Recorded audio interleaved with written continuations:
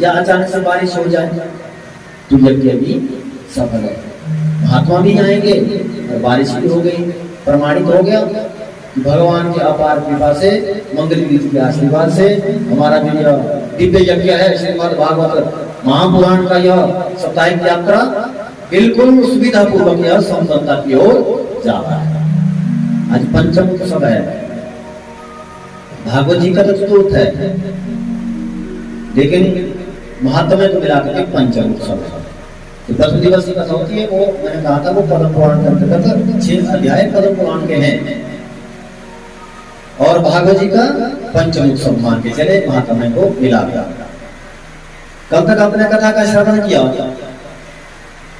कि किस प्रकार से भगवान श्रीमन नारायण सृष्टि का निर्माण करते हैं। भगवान कहते हैं सबसे पहले मैं था, मध्य में भी मैं हूं, अंत में भी मैं ही नहीं। जब दुनिया नहीं रहेगी, पूरी दुनिया जब विलीन हो जाएगी, आप सब लोग, हम लोग जितने आत्माएं हैं, सब भगवान के उदर में जाकर के प्रवेश करेंगे। पुनः भगवान सृष्टि का निर्माण करेंगे, पुनः हमें शरीर मिलेंगे। लेकिन जिस व्यक्ति के पास मानव शरीर है, हम आप लोग सब मानव हैं, मानव देह को पाने के बाद अगर कोई सत्कर्म करता तो उसको पुनः धरती बनाने की आवश्यकता नहीं पड़ती है। धरती में, क्योंकि धरती और स्वर्ग में क्या भेद है, ध्यान देना। बारिश हो रही है तो हमें ठंड लगी है, हाँ जी लगी है ठंड आपको। अब धूप बहुत तेज हो जाएगी तो गर्मी भी लगेगी। कोई मर गया दुख भी होगा, कोई अच्छा कर्म हो गया तो खुशी भी होगी। तो ये शरीर है ये मरेगा भी जरूर, इसको रोग भी लगेगा। ये सारी जो परिस्थितियां बनती है, ये परिस्थितियां बनती है यहाँ धरती लोक पर। स्वर्ग में ना व्यक्ति का जन्म होता ना मृत्यु होती है। स्वर्ग में ना सर्दी है ना गर्मी है। स्वर्ग में ना किस प्रकार का रोग होता है, ऐसी कोई समस्या स्वर्ग में नहीं होती। लेकिन स्वर्ग में आप तब तक रहोगे जब तक आपका पुण्य है, ध्यान देना। अगर आपने यज्ञ किया ना, स्वर्ग जाना बहुत बड़ी बात नहीं है। अगर आपने यज्ञ अपने जीवन में कर दिया तो स्वर्ग में तो जाना ही है आपको। तो आपको समझिए, अगर आपकी, जैसे आप ट्रेन में सफर करते हैं, किसी के पास स्लीपर है, किसी के पास एसी की टिकट है, किसी पास जनरल है, धक्के खाते हो जाएगा। उसी प्रकार से अगर आपका बढ़िया एक क्लास की अगर आपकी सीट बुक है, आप पैसा थोड़ा ज्यादा खर्च किया है तो आप सुविधा पूर्वक जाएंगे। लेकिन जहां तक की टिकट है वहीं तक आप जाएंगे, उस स्टेशन के बाद आपका चलान होगा। उसके आगे तो फिर आपको उसके ऊपर पनिशमेंट मिलेगी। उसी प्रकार से जितना आपके पास पुण्य है, जितना समय आपका पुण्य का है, उतना समय आपका स्वर्ग में व्यतीत होगा। लेकिन उस स्वर्ग में पुण्य के प्रताप को समाप्त होते ही जब हमारे पाप जागृत हो जाते हैं, उसके बाद पुनः हमें नरक में जाना पड़ेगा या अपने महात्मा में आना पड़ेगा। इसलिए स्वर्ग की भी कामना भगवान से नहीं करनी चाहिए। भगवान अगर से कुछ मांगना है तो भगवान से तो भगवान को ही मांगना चाहिए कि प्रभु तू ही मेरे घर आ जा। भगवान से और चीज नहीं मांगनी चाहिए, ऐसा कहा जाता है। सृष्टि निर्माण कैसे किया ये कथा कल सुनी। तत्पश्चात मनु महाराज की 5 संतानें, सती चरित्र का हमने कल श्रवण किया। इस प्रकार से माता सती ने अपना देह त्यागा। कालांतर में वही सती हिमालय राज की यहाँ पर उपस्थित हुई पार्वती के रूप में तपस्या की और भगवान शिव को पुनः प्राप्त किया। तत्पश्चात हमने कथा सुनी ध्रुव जी महाराज की, किस प्रकार से बाल्यावस्था में छोटी आयु में ध्रुव जी ने तप किया और परमात्मा को प्राप्त किया। उसके बाद आपने कथा का श्रवण किया। ध्रुव जी के वंश में हुए राजा बेन प्राणांत हुआ जब उन्होंने अधर्म किया धरती पर। मैं इसलिए कह रहा हूं ताकि आपको स्मृति आ जाए, कल हमने सुना क्या था। तो प्राणांत हुआ तो महात्माओं ने मंथन किया, मंत्रों के द्वारा पृथु महाराज की उत्पत्ति हुई। पृथु महाराज ने यज्ञ किया, 1000 कान मांगे कि ताकि मैं सत्संग यज्ञ अनुष्ठान का आनंद एक ही जगह बैठ करके 1000 का पुण्य मुझे मिल जाए, कथा श्रवण का मौका मुझे मिल जाएगा। यहाँ तक की हमारी कथा संपन्न कल हो गई। आज प्रश्न कर रहे हैं राजा परीक्षित। सुखदेव मुनि से कह रहे हैं गुरुदेव अब आप ये बताएं, जो उत्तानपाद है उनकी कथा तो आपने सुना दी, उनके पुत्र हुए ध्रुव, तो ये बड़े वाले बेटे हैं, आपने कहा जिसका नाम था प्रियव्रत, उसका जीवन का चरित्र कैसा रहा आप ये बताएं। कहा बहुत तपस्वी था प्रियव्रत भी, लेकिन एक बार क्या हुआ, रात्रि में शयन करते करते सोचने लगा प्रियव्रत, जो मनु महाराज का बड़ा बेटा है, कि भगवान ने बाकी तो सब कुछ बनाया, बहुत बढ़िया बनाया, लेकिन ये रात क्यों बना दी। इसने पूछा भाई क्यों, रात में क्या कमी लगी आपको। पहले लोग सोए रहते हैं, बिना मतलब के टाइम वेस्ट करते हैं, रात भी अगर रात नहीं होती तो लोग अपना काम करते रहते और प्रगति भी शायद ज्यादा होती, ऐसा मन में सोचा।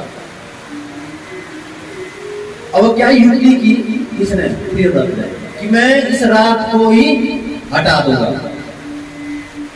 क्या किया, दिव्य मणियों से अलंकृत एक दिव्य रथ बनाया, हजारों मणियां जिसमें लगी पड़ी है, और पूरी पृथ्वी का भ्रमण करने निकल गया।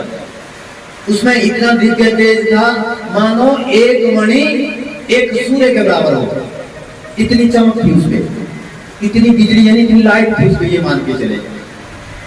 पता नहीं कितनी हजारों मणियां उसमें लगी थी। अब प्रियव्रत ने सोचा जब मैं पृथ्वी की परिक्रमा करूंगा इस रथ के द्वारा, जिसका दिव्य तेज है मणियों का, उस तेज के प्रभाव से जितनी रात्रि का अंधेरा ये सब छिप जाएगा, समाप्त हो जाएगा, तो दिन ही दिन रहेगा, रात नाम कोई चीज ही नहीं रहेगी। अब क्या कहा, जैसे वो भ्रमण करने निकला, योगी जन देखिए, जो भोगी होता है वो रात्रि में शयन करता है, और जो योगी होता है वो दिन में शयन करता है, रात्रि में जागता है, क्योंकि उसको एकांत चाहिए। दिन में तो लोगों का झंझट होता है, गाड़ियों की आवाज होती है, चलने फिरने की लोगों के वार्तालाप की आवाज होती है। मनवारी नहीं को डूब जाएंगे, पकड़ की सेवा नहीं को डूब जाएंगे, कुछ न बिगड़ेगा तुम्हारी आज जाएगी,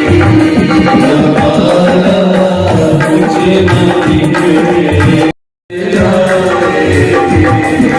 पकड़ लो आज मनवारी नहीं को डूब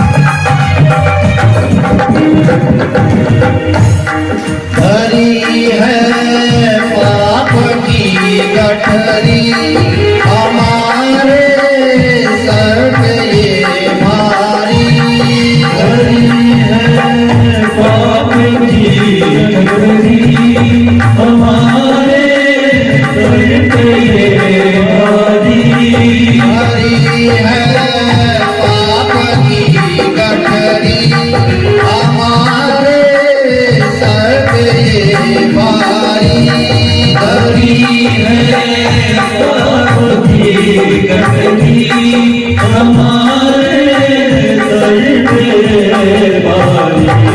वजन पापों है भारी इसे कैसे उठाएंगे वजन पापों है भारी इसे कैसे उठाएंगे पकड़ लो हाथ बनवारी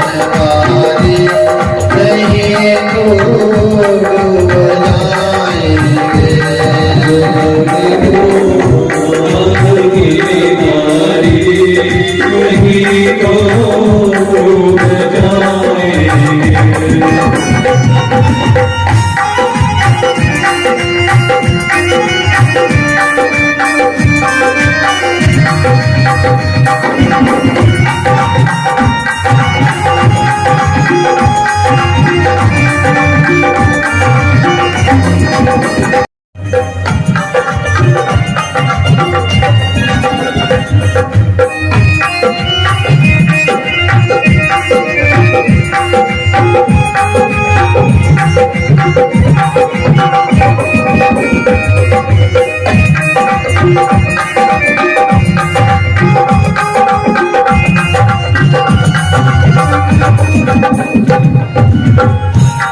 तुम्हारे यही भरोसे पर जमाना।